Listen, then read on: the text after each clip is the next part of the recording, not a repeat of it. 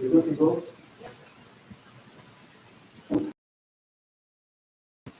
So, well, thank you for taking to join us, and thank you for everyone for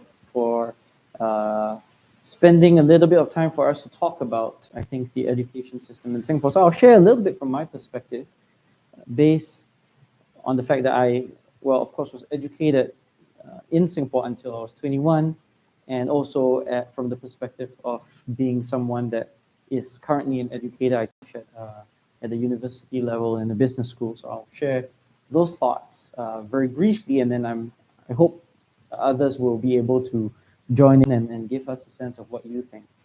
My perspective, of course, at the lower levels is, well, I went through it a long time ago, and in some ways it has changed, and in other ways it hasn't. From an external perspective, if you look at the quality of education in Singapore, one of the metrics that is often used is measures of educational attainment, especially via test scores, like these international tests such as PISA. It's an OECD metric for measuring the quality of education. And Singapore often ends up doing very, very well among the top countries, together with some Scandinavian nations and some Chinese cities. So from the outside perspective, I think it often looks like we are equipping our students very well in preparing them for a world where knowledge and human capital are really the future for progress.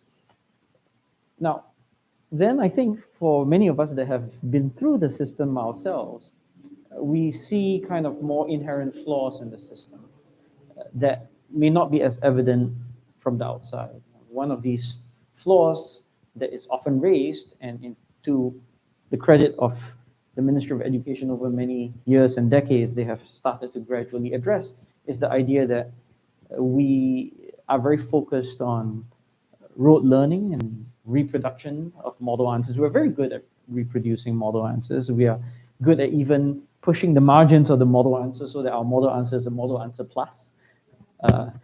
But in the end, it's still the model answer. And we are, from quite a young age, I think we are, if we happen to think differently from a given model answer, we are discouraged from pursuing that point of view. Sometimes to an extent where if you phrased an answer in a different way, you would be gently redirected to say, well, you seem to understand the concept. Why don't you put it this way with these keywords in your answer, just so that the grader can pick up on these keywords, and then your model answer will be the model answer. So I think, again, that prepares us well for a world where what you want is to have people who are really well-schooled, literally well-schooled, in producing what is out there and showing that you really know your stuff. What it tends to be a little less good at is allowing us to think beyond that box, because to think outside that model answer, right from the start, you have to be willing to ask questions and to push the boundaries of what is acceptable. And if you have been told from a young age that what is acceptable is always something along the lines of what has already been handed down to you, you never gain a sense of courage and self-confidence to push beyond, because the few times you did when you were younger, you were gently corrected and moved back to that model answer path. And so one of the shortcomings I feel with this system is that it allows us to be good replicators. It could even allow us to be decent incremental innovators. So the little bits of advances that you push, that little model answer plus. But it doesn't help us when we are trying to really think of radical ideas. So for me, that's the shortcoming that I see as an educator. I understand that education for the young is now very different from when I was in school, but in some ways, based on what my friends, the going children share with me, some things haven't entirely changed, in part because perhaps the teachers themselves were trained within the system, and so they have not departed from that mindset either. So maybe I can stop here. Yeah, quite interesting. You're talking about pushing boundaries. So, what are challenges that you face being from the system in Singapore with the younger Protestants? Do you see differences? Well, so I had a fairly conventional route up till the A levels, right? So I did the PSLE, even before. At my time, we had a lot of these different tests and bandings and so on and so forth. So, primary three, you went through something where you were channeled to a different group, and then streaming, and then we had so gosh, this is a long time ago. We had this gifted thing. You kind of challenged to see whether you could get into the gifted program, and then primary six was PSLE. Uh, sec Between Sec 2 and Sec 3, you went from a class where you could choose either 8 O-level subjects or 9 O-level subjects, or if you were really bad, you were constrained to like 7, and then on to A levels and so on and so forth. So I went through that pretty much the conventional system. Um, I became, I think, fairly decent at taking exams. I wasn't, I wouldn't even say I was a very good student. I was good enough to get into the schools that I got into, but just barely, right? So, for instance, when I finished my primary school education and I got into secondary school, and the cutoff at that time for getting into my school was, I don't know, 256 or something. I got like 259. So I was in that bottom class of students that just barely scraped into that school. So, I've, I felt that I was good enough to kind of hang in there and survive, but I was never really an outstanding student. There was no doubt in my mind. I saw many students who were much better than me at just grasping concepts very quickly. For me, it was I would I have very bad memory, so I would constrain the number of things I needed to learn to as few as possible because I wouldn't be able to handle more information than that. So one example is during my O levels, I was a history student, and at that time, I don't know if you guys take history, but if you take history, you have 5 essay questions that you have to write. Um, so usually my peers, the teachers, in fact, would say, okay, what you need to do, you need to memorize about 20 essays. So because you memorize a few essays from each area from which they would draw a question.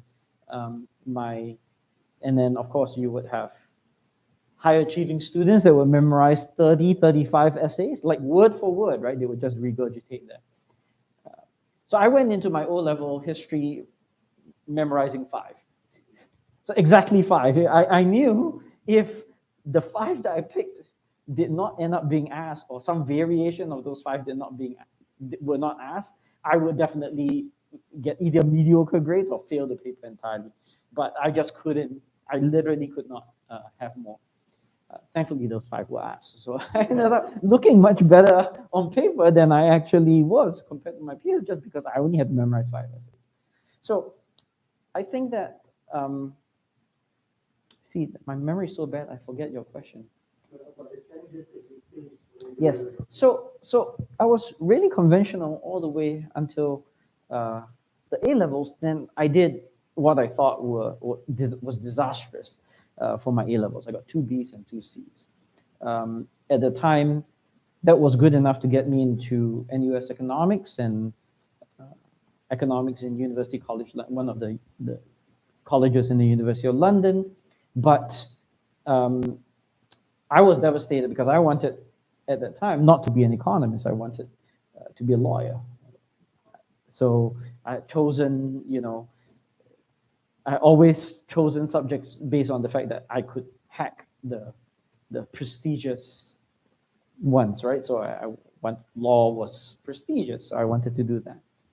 And so after I got those results, I had to really re-examine myself and ask myself, well, is this what we I wanted in life? And my dad asked me point blank, is this what you wanted in life? And I realized that I didn't really want to be a lawyer.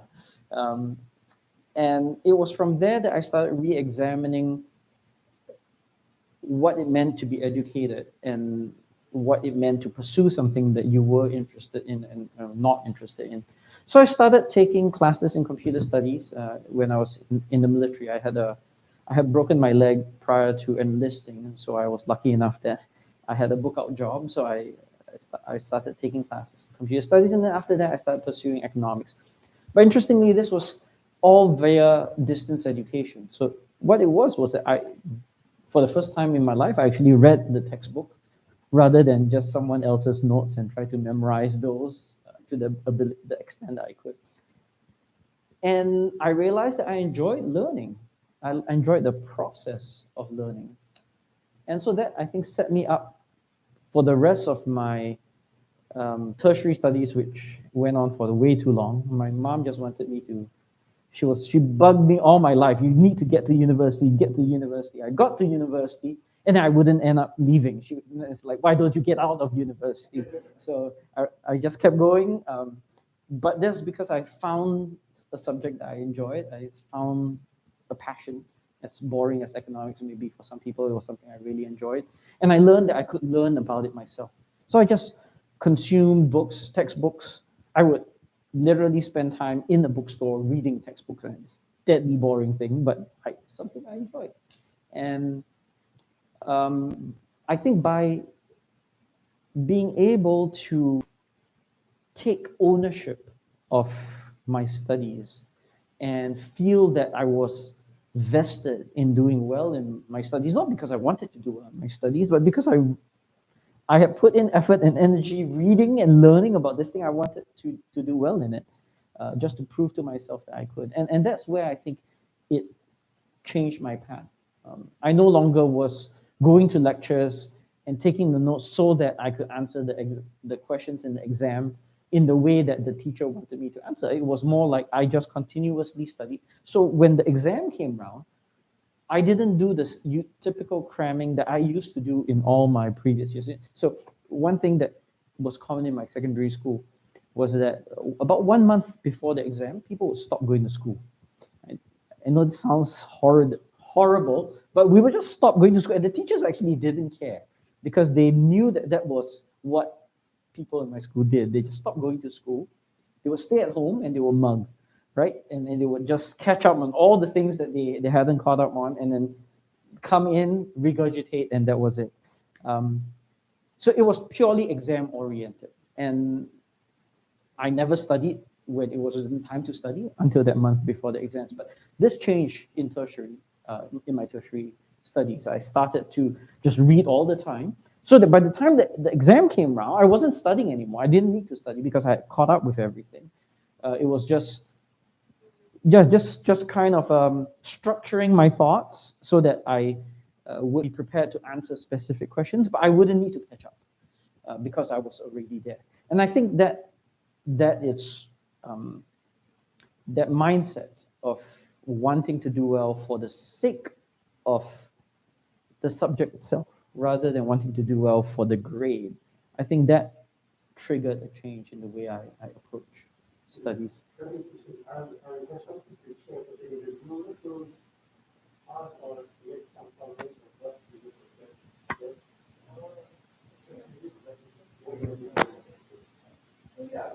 thank you very much, Professor, for coming down. Oh, no. Conversation with young folk around this. So I think you did mention, so back in your time, scheming, this education program, that's something that's present in your life. I think it's still something that's present in today's system as well. As you were mentioning before the start of the conversation, I think you did mention that you've been starting to make some big strides lately, especially with regard to secondary education, with subject-based lending technology, of course, 2024 onwards, we are abolishing secondary school streams. I think examinations also happen less frequently, maybe like another 4 times a year. Mhm. So would you, as an educator, would you say that this is the correct approach, or is it more of course of class? So my sense is that it really depends on how the execution of these things come about. So let me elaborate a little bit on that. So most recently, it was announced that the mid-year exam for many schools would be, basically for the education system, would be abolished. Now, in and of itself, that may be a good thing because ultimately you don't want people to be cramming for two big exams, so you want them not to have to worry about a midterm exam. But what is the consequence of that? So what you don't want is for the weight that would originally have gone to the midterm to then simply be shifted to the final exam. So the final exam now becomes an even more high stakes exam, and you have no way to hedge the result. If you screw up this final exam, then you are really, really in trouble.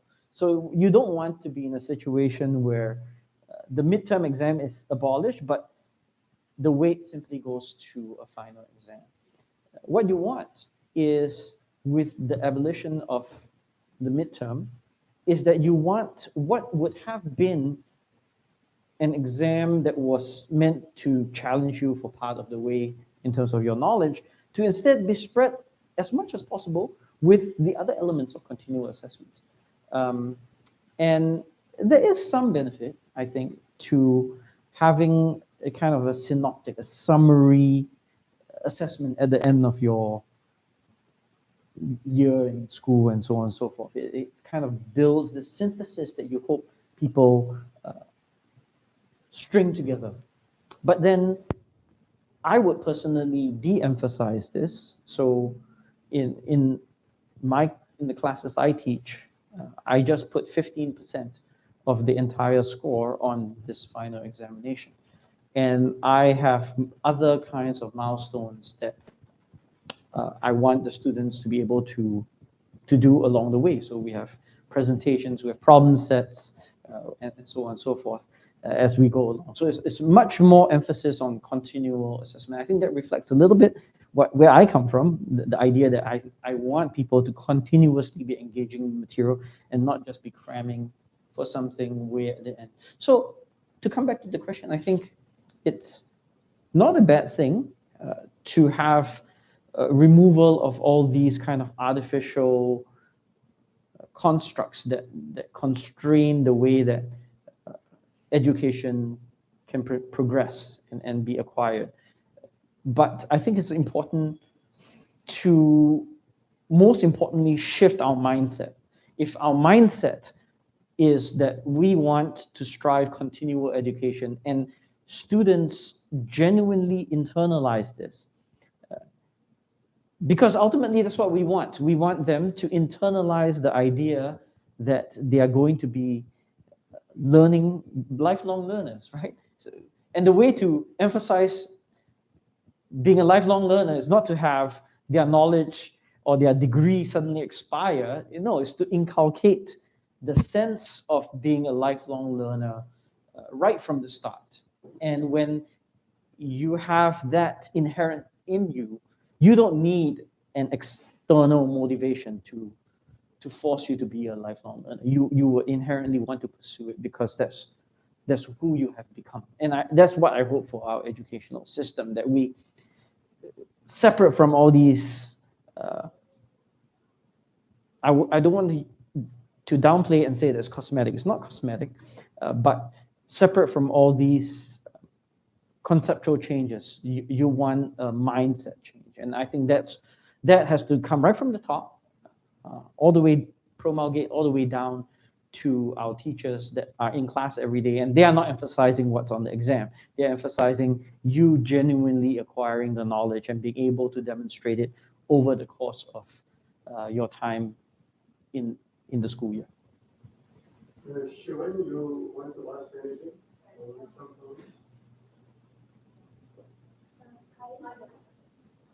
Yeah, the next one, I guess.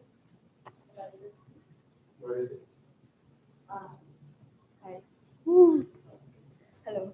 I just wanted to maybe comment on maybe something that you said that really interested me. I think maybe firstly you brought up about the model answers and the idea that, yes, I do agree that our education system does insist on us conforming to a certain standard, even in languages or even in the creative arts, there's a need to conform to a certain standard of expression. Maybe perhaps in math, we are very known for this model drawing thing that we like to push out. And I think for me, my personal experience, which maybe wasn't, maybe compared to you, wasn't that long ago, around 10 years ago, drawing models was something that I simply did not understand how to do. It was not something that I was not good with the ruler, I was not good with the model box, and yet like during exam I had to allocate in my head, okay, I need at least 15 minutes to draw this silly little model here, even though I know how to answer the question already. And I think I think when I was younger, that was like one of like my gripes. I did have a lot of like, I guess, discontentment with this education system, how everyone was sort of pushed towards tuition if we had a bad grade. There was this sort of assumption that, from not only my teachers but also my friends' parents, that if I failed an exam, why are my parents not looking out for tuition for me? Because this is the natural progression of things. When you fail something, you have to get outside help and build up on this area. Yeah.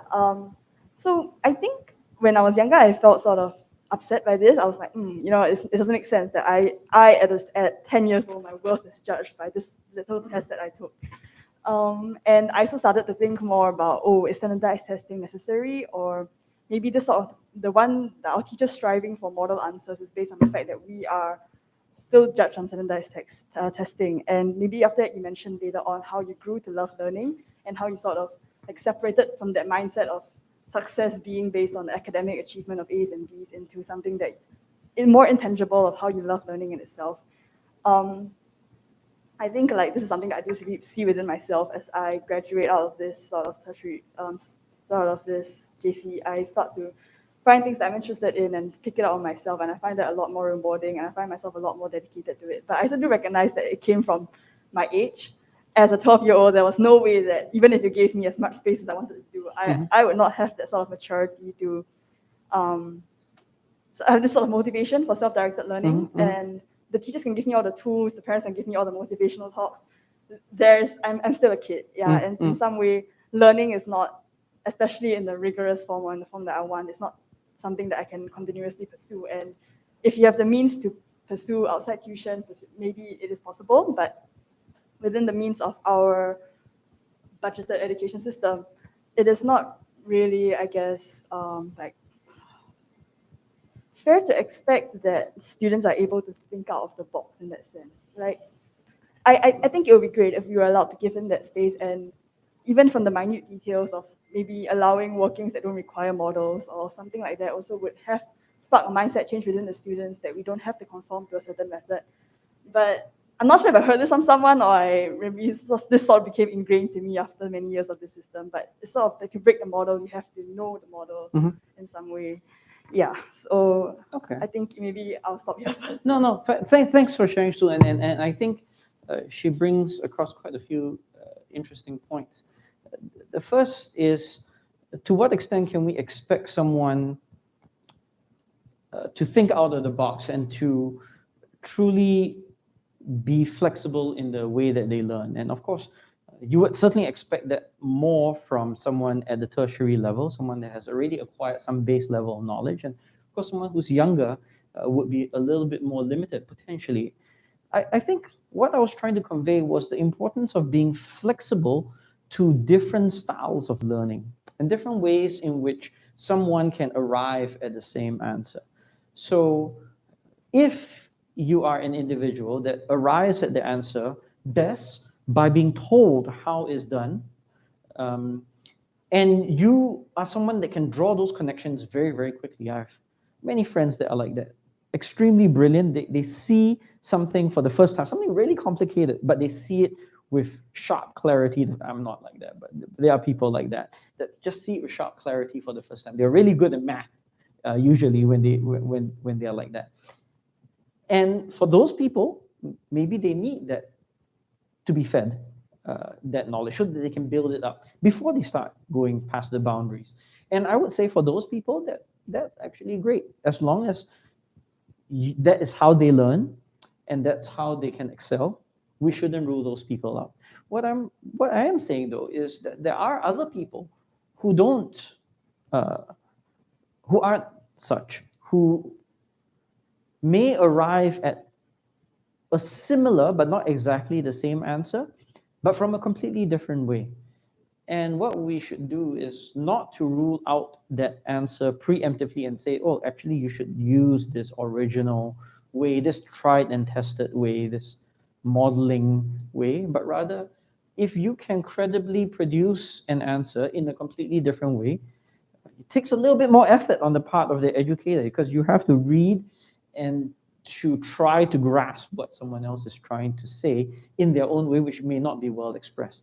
But I think that we shouldn't rule out these alternatives. And that's, I think, what I was trying to convey, that it's not that everyone will necessarily be able to suddenly be free of the strictures. And in fact, I mean, if I would be the first to argue that if you completely free the shackles of thought, then you just get very undisciplined thinking, and you get, in some cases, wrong answers. I think that there are right and wrong answers in some instances. So you have to at least be able to recognize that. But what you want to do is you want to be able to tell someone that has arrived at the wrong answer why they're wrong, and not to say, well, that's the wrong answer, just learn this right answer, but rather, what led you to think in the way that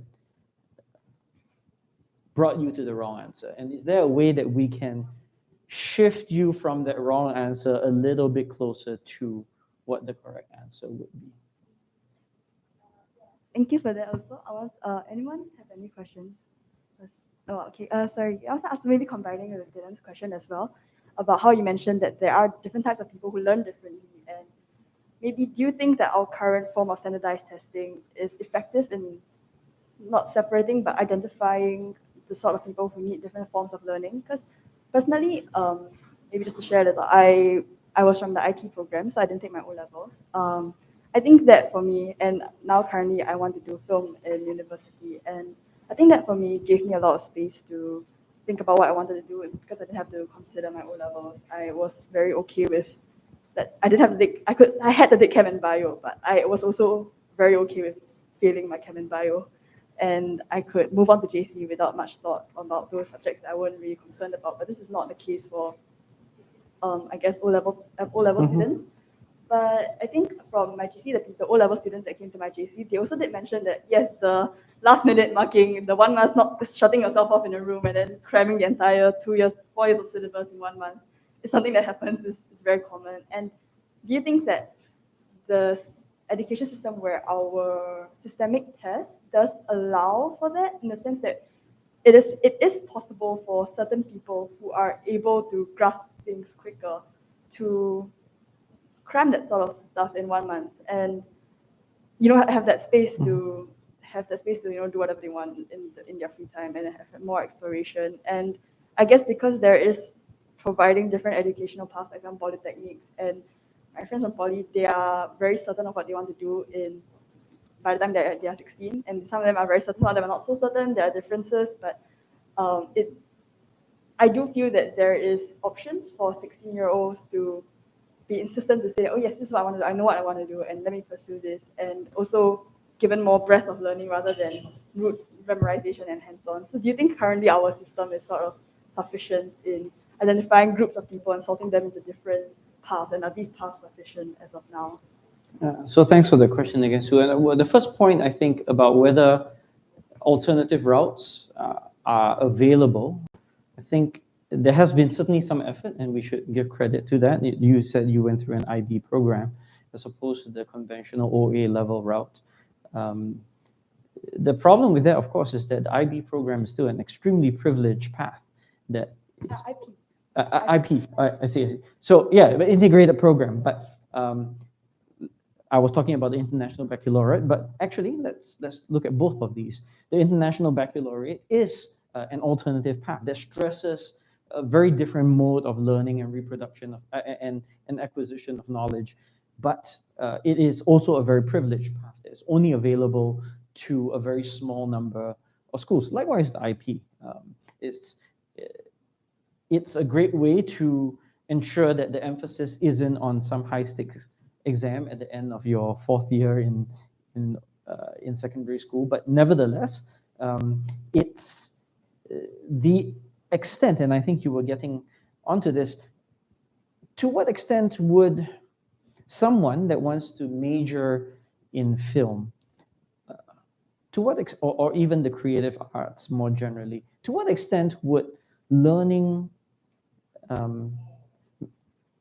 the finer aspects of trigonometry actually contribute to that? In fact, I went through trig as well, but trigonometry is one of the most useless math subfields. It truly is. There are useful math subfields.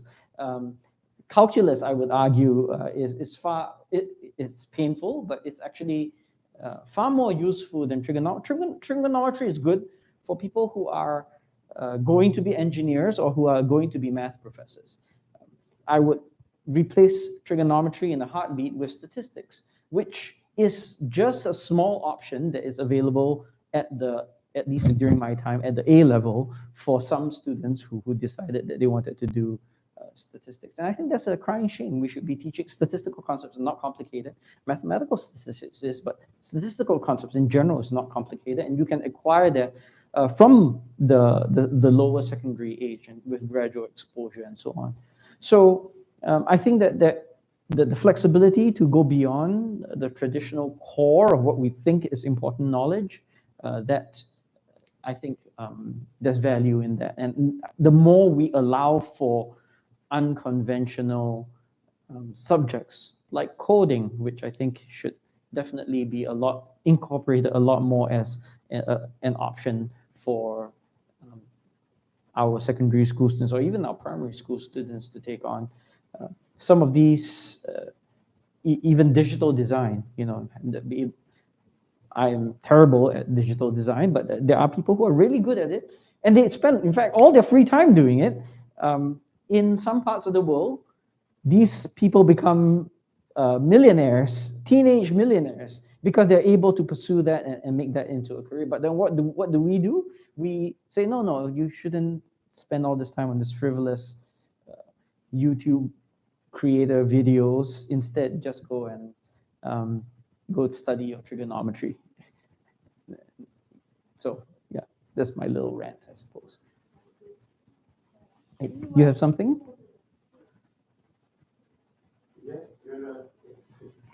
I agree to what you said. Basically, I also feel that maybe it's just the Asian culture where we just cut students or individuals, young students.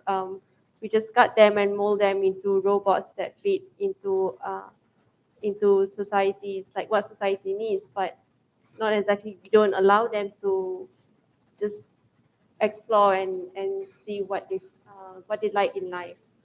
And what do you think for yourself? How would you like to see something different? What would you like to see different in the system? What would I like to see? Compared to Singapore versus US, I understand that in like Western countries, they allow students to spend most of their time doing like after school activities instead of really mugging for grades and subjects, like hundreds of subjects. But I think this is what we should be focusing on moving forward, so that we can create like very dynamic of next generation that Singapore really needs, in my opinion. So yeah, Alia, right? Adila. So what's interesting with, since Adila brought in the US system, what's interesting in the US system is that it's not that they aren't able to produce, for lack of a better word, geeks and nerds, right? They can. In fact, they have tremendous infrastructure to support the creation of real 14-year-old geeks that really just want to get really, really deep into some aspect of science or baseball cards, as the case may be. So they really are able to foster that. Or You could be someone like what they call in the US jock, and then you would decide, I'm not going to study, but I'm going to pursue a career in sport or something that is far more physical. And the system supports that too. Now, again, the US system is not perfect. It doesn't provide, I feel, enough of that common grounding that I think every Singapore student at least acquires. So there are shortcomings to that system. But what is different is that for someone in the US who decides that they want to be more academically oriented, they can do so. They can go and pursue that through after school activities, through additional tuition if they so choose, supplemental classes. But there is an entirely alternative route for people who choose something in sport, something in music, something in the creative arts. And they can celebrate that in society. So they don't end up producing, even if they produce robots, they produce robots in many different types. They produce many different types of robots, which I think we don't produce. What we produce is robots that are very good at taking exams that entail 2 sciences and 2 math, and that's what we end up generating. And I think that's good for producing engineers, it's good for producing even doctors and lawyers, maybe even economists, but it's not as good for producing the wide spectrum of possible things that one could do with life. You can call it a career, you can call it a sense of self-actualization. I think we're not so good at helping people self-actualize.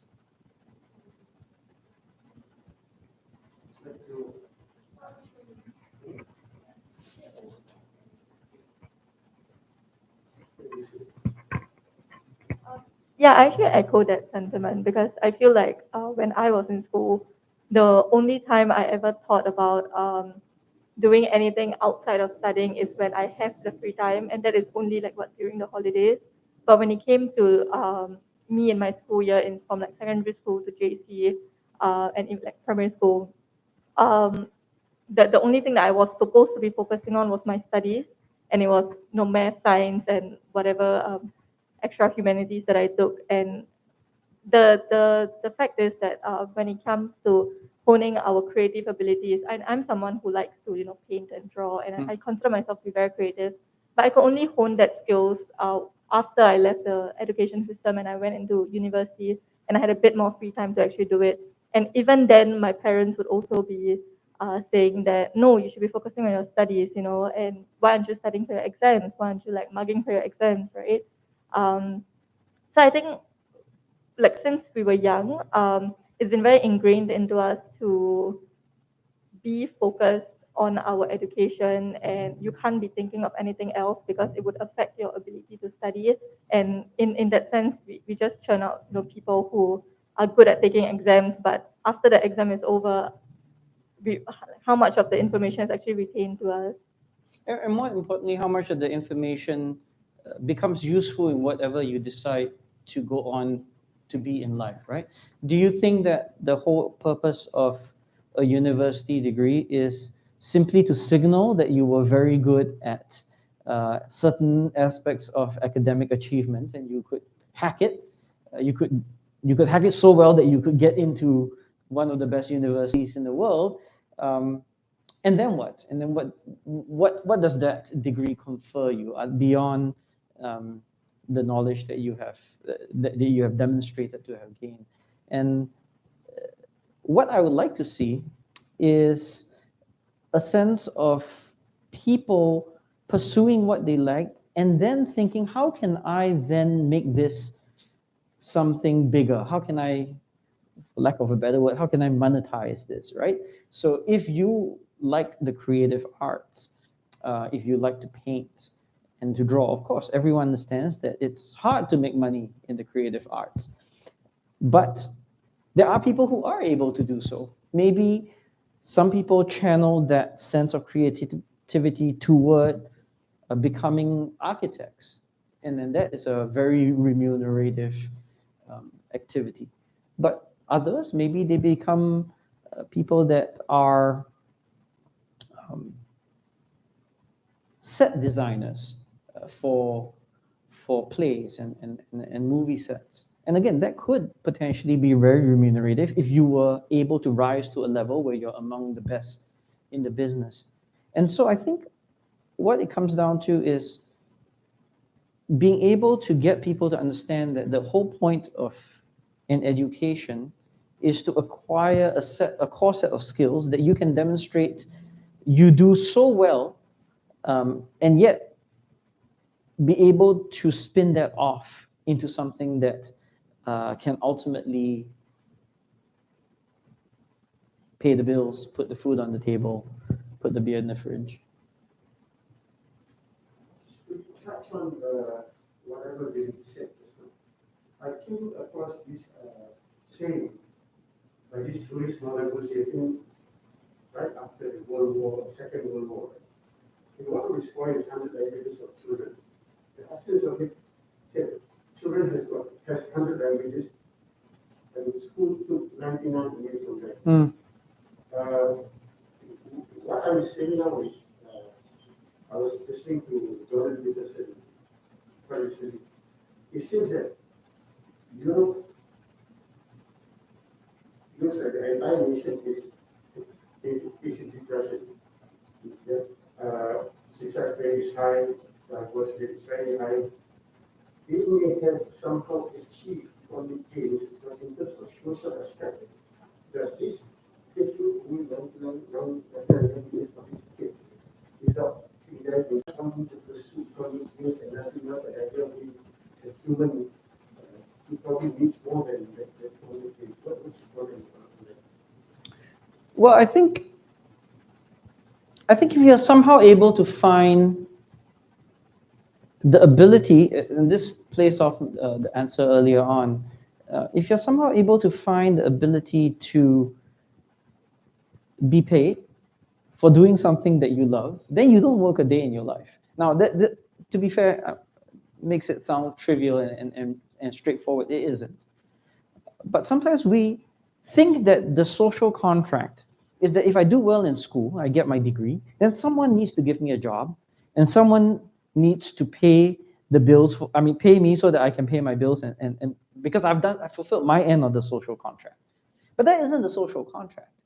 The social contract should be that how can you become an important, productive member of society that others would see the value in what you create and what you bring to the table so that they are willing to pay you to do what you do, right?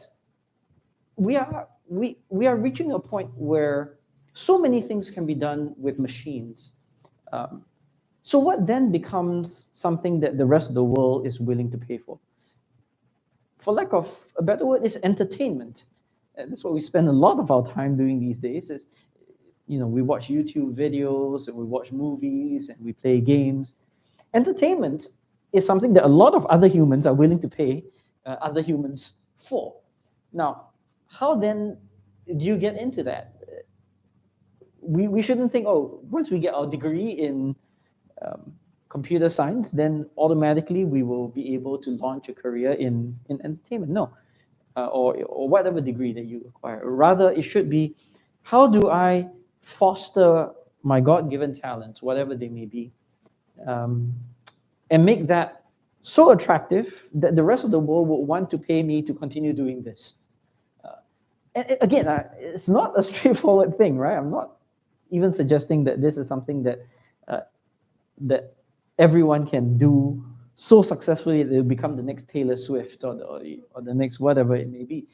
But it is at least inherent in us to understand that that is our role in this society that we call Singapore.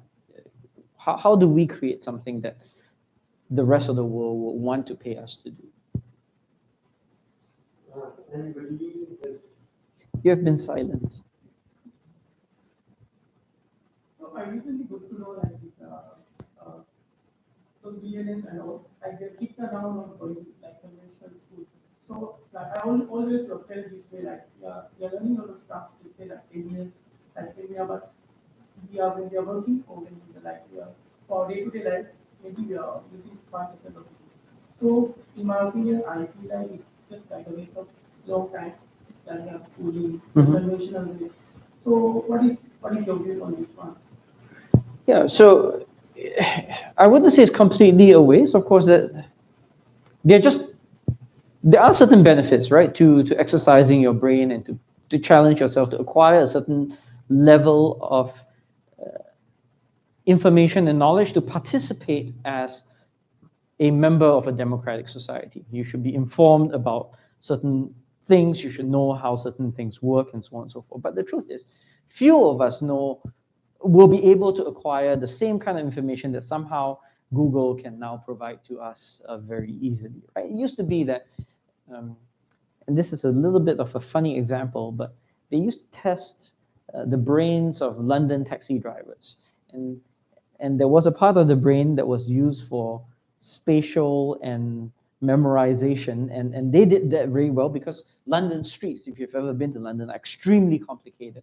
And so by exercising that part of the brain, because they had to know how to get to different parts of London, they actually strengthened that part of their brains. And then they subsequently found, after the invention of GPS, that this was no longer the case. That because people now just followed the GPS, they no longer strain that part of their brain.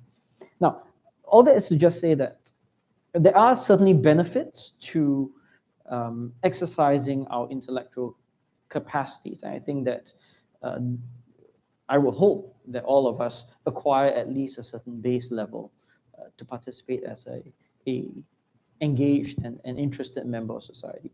But you're right, that then beyond that, it is finding what it is in you that, and I sound like a broken record, but it's finding what it is in you that you can somehow do well, and to really squeeze that as hard as you can, because that allows you somehow to be able to distinguish yourself from what the rest of the world can do. And it can be something very, very esoteric, but some people have been able to do very, very esoteric things and do that very well, right?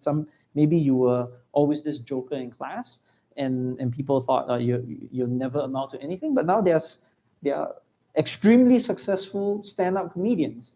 And they were just people who were jokers in class, but they were able to find you. And it's extremely difficult to make a room full of people just staring at you laugh. But some people can do that, and they can do that well. And then because they can do that so well, people are willing to fork out hundreds of dollars just so that they can have the privilege of being entertained in that fashion. And I think, there are all these possibilities. We just have to be willing to understand that our studies only get us to a certain level. And then beyond that, what you do with your life, what you do with your career, that does require you to develop a broader slate of skills, I think.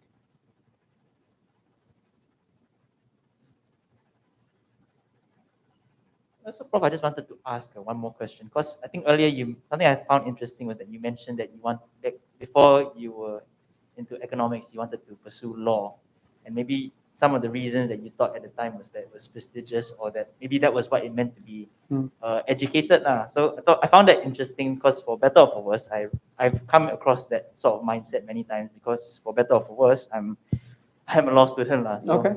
I think this is quite related to something that we were discussing before the start of the session, which was that there's this phenomenon, if you can call it that, of young people going into certain paths of education, and they go into certain careers, and then they realize that, oh man, this is not what I want to do in my life.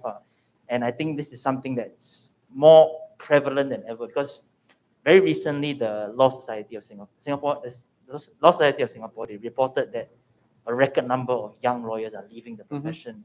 And starting up baker shops and so on and so forth. Yeah, among other things, I suppose. But I think what I wanted to ask was, so what's your take on this? Why has nothing changed from your time back then? Like, why has nothing changed now these years? Is this a problem that's inherent in our education system, or is it something that perhaps could be something more?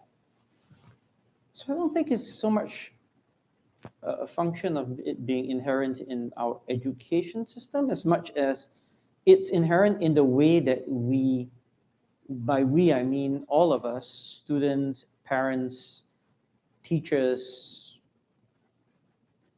those working in the Ministry of Education, perceive the function of the education system, which is to produce people that have a credential that then they fit into a job. And this goes back to what we were talking about earlier on. Is there, what is the social contract that we expect from going to school for 16 years of our lives?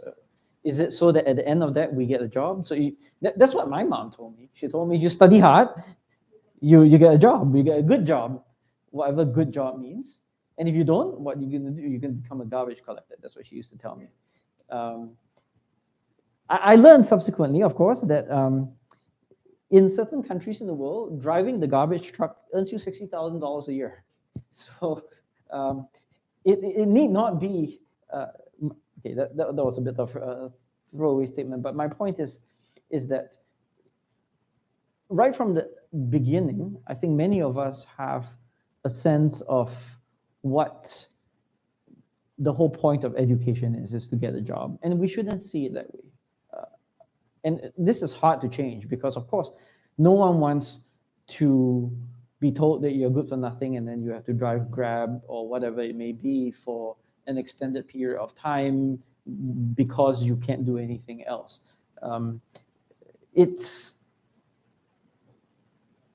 I've met many Grab drivers that truly enjoy driving, and for them it's very fulfilling, and they earn enough that they feel that that's what they'll rather work for, say, 6 or 8 hours a day, and then after that they will go home and they'll play computer games, and they are absolutely happy with that state of affairs in their life.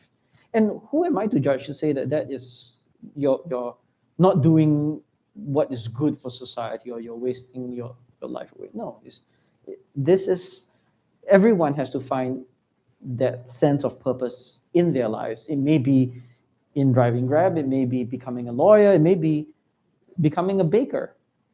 And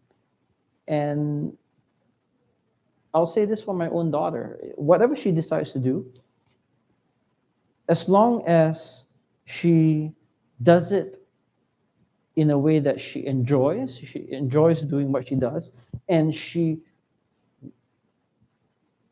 as much as possible, maximizes her God-given potential in whatever it is, right? She always strives to be the best in what she does. So she may not end up being world-class, whatever it may be. She may not be a world-class chef, but she really likes to cook, be the best cook that she can be. And if you really like law, be the best lawyer you can be. If you like something else, if you like being music, be the best musician you can be. And if everyone has that mindset, I believe not everyone will become Bob Dylan, but we will have more Bob Dylans that emerge because we have allowed people to pursue their dreams, and we've told them that if you did, other things will fall into, while you're on your route or on the way, society will support you in that process, and then eventually, when you make it big, hopefully you will contribute back to society. And that I feel is the kind of mindset and social contract I would like to live in. Not that you kind of study hard and you get slotted into all these different jobs that no one enjoys doing. And then that's your function in society, and that's your social contract, at least until you retire. Everyone just looks forward to retirement. Because then when you retire, finally you get to do something that means something to you in life. Right? That shouldn't be the way. Ideally, we can do for our lives what we enjoy doing. Hopefully we get paid for it. And then we allow the possibilities of excellence emerging among these people they have chosen. And it won't be everyone. Not everyone will become the next Bill Gates or the next Jobs or the next Bob Dylan, the next Taylor Swift. But some will. And I think that for me, I would like to see our social contract evolve more in that direction.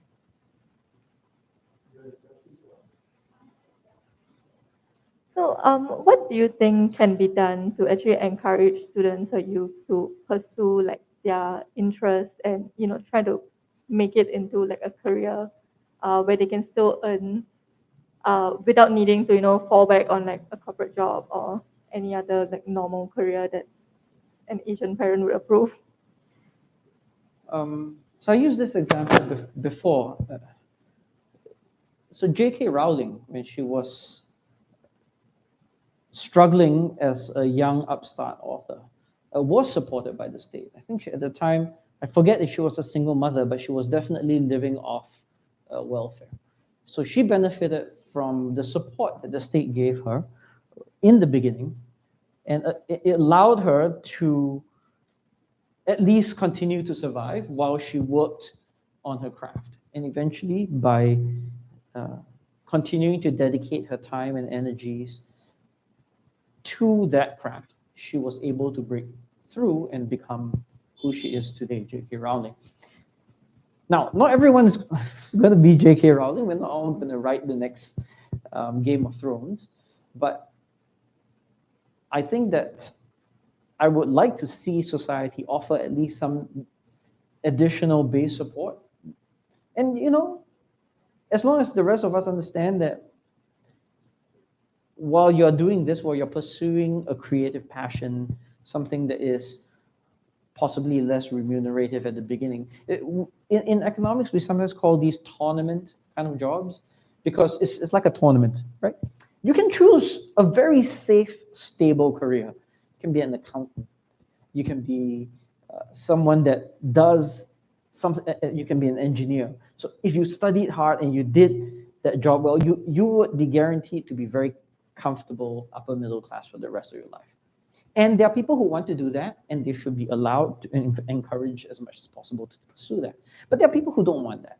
There are people who would like to be in tournament kind of jobs, where if they were to make it big, they become the next J.K. Rowling and so on and so forth.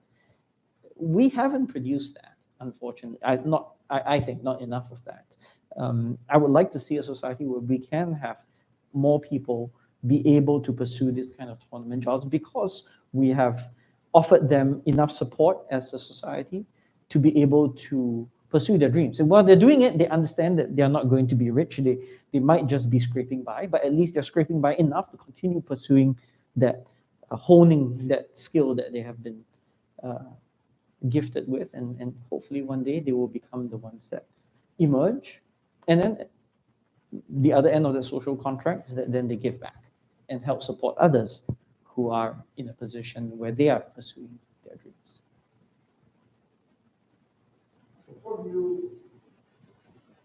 What can our education system do to support this group of people who wants to pursue other than faith and religion? Well, I'm not going to be able to reinvent the education system in the next 5 minutes, but one thing, as I think we all touched on, is to have a greater willingness to accept deviations from the norm to a certain degree.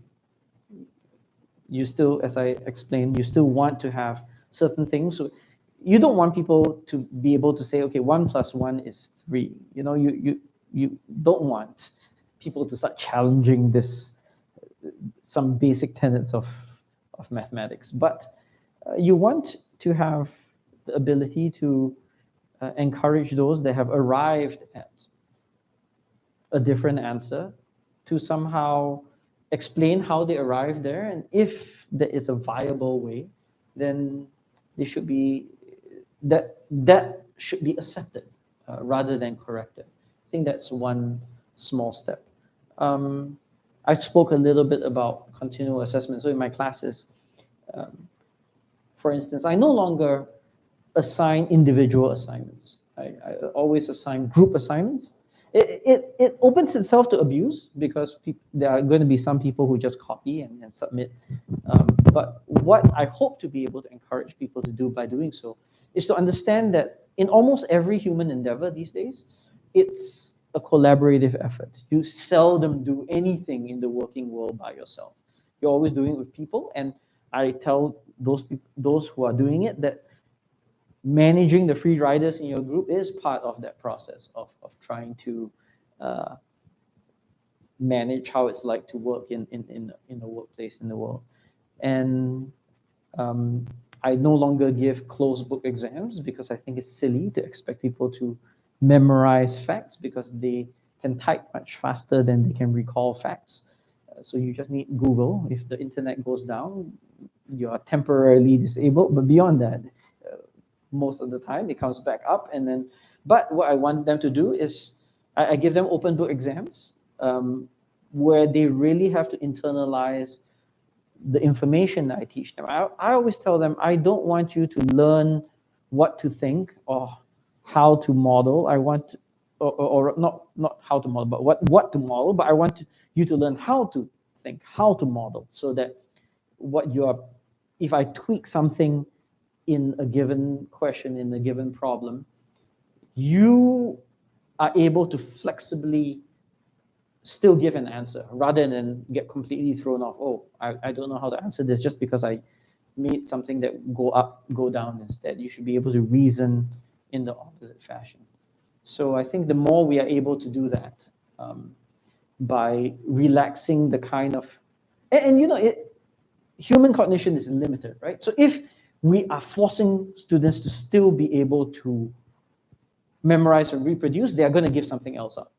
And what they give up is an ability to reason on the fly. I would rather them have the ability to reason on the fly, learn how to filter, process, and use knowledge rather than to be able to reproduce it, which, again, Google can do full well. Right, we have one more question or one more comment. Anybody wants to say the last comment? Right. Well, if you expect to round up, Oh, we give some time? Yes? No? okay. Are you guys good with the session? Which is that you guys, the young, you're the future, right? And the more you guys care to have a future that is different from what you see today, ultimately that system is endogenous. It's a function of what all of you make it to be. If you all want it to change enough and you invest your time and energy and efforts to also bring about a gradual reformation of that system, that will ultimately bring about that change of that system. We shouldn't, I hope none of you will accept what the system is and say we are bound to live with it for the rest of our lives, but instead continue to push and agitate and advocate for a change if you believe enough in that change happening. Very well said. All right. So we can close the session. Wonderful. Thank you very much. Thank you. Thank you for having me. I enjoyed talking to all of you. Do more sessions. Yes, for sure. More participants.